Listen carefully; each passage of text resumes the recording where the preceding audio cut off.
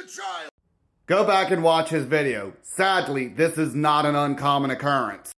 Just a year and a half ago, 6-year-old Eli Hart was found dead in his mother's trunk via shotgun wound. And this was already after the fact the child had been removed from her custody by Child Protective Services at the request of the child's father. And the father never even had custody after the pair split. A foster family was put in charge of taking care of the child.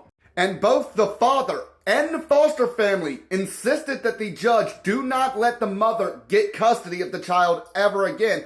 But of course, the child custody courts didn't give a crap.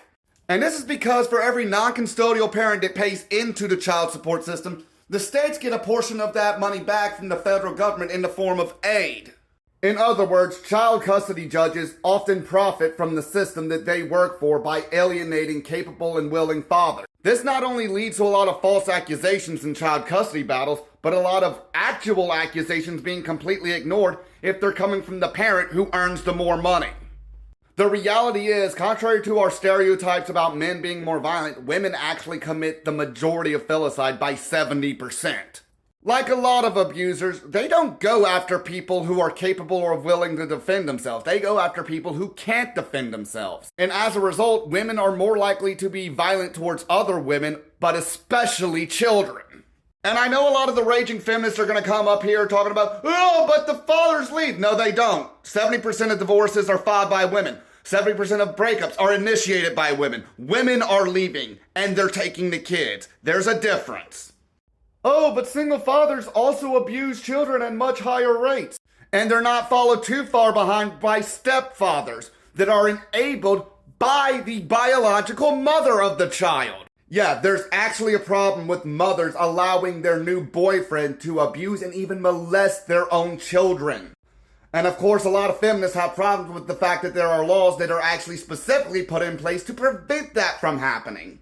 I'm sorry, I do not see a problem with a mother being sent to prison because she allowed her boyfriend to abuse and molest their own child.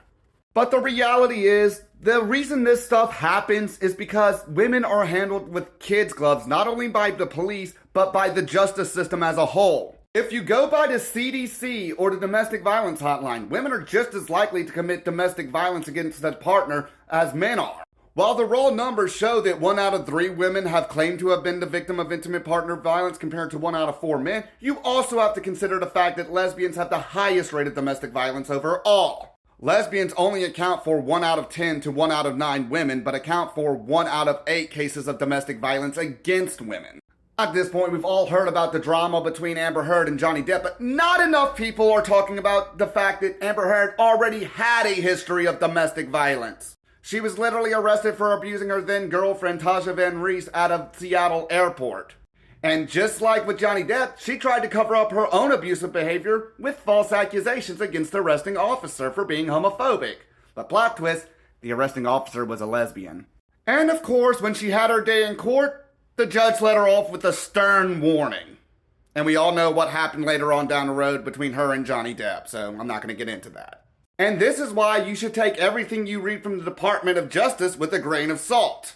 Because of course men are being charged and convicted at higher rates for violent crimes because they actually face consequences for them. The justice system doesn't have a problem holding men accountable, but it almost never holds women to the same standard. Hell, there are even cases where women have molested boys and then gotten child support from their victims. Hell, I have a friend here on TikTok who's in the exact same situation. I'll go ahead and tag him down below so you can check it out. And I'm not saying this to bash women, but even good women have toxic friends. One of the biggest problems with discussing false accusations is that we treat the women who make these false accusations like stereotypical mustache-curling villains. And we see their friends as their evil little henchmen and lackeys, but that's not the case whatsoever. Just about every woman has a very close friend who has made multiple false accusations and they don't even realize it. Women love to use this anecdotal claim that just about every woman knows another woman who is great, but not every man knows a rapist. We know them, we just don't fuck with them once we find out what they did. Some of you ladies think that your friend's rapist got away with it, but in reality he was acquitted due to lack of evidence because he didn't do it. I'm not saying there aren't guys who get away with it. But I am saying there are guys who are legitimately innocent and found innocent in a court of law. The reality is, women are handled with kids' gloves in this society. Yes, bad things happen to women, but only women are allowed to weaponize their trauma and use it as a justification for their own abusive behavior towards others, even their own children. Talk to any guy who grew up with an abusive mother, and they'll tell you, even when they were strong enough to defend themselves, it didn't stop mom from calling the police every time she started something she couldn't finish. And who do you think the police are going to believe? A teenage boy or his mom? But yeah, I got a little bit off topic there, but what I'm trying to say is, it's not that women are less violent than men. It's that women get away with it way more than men.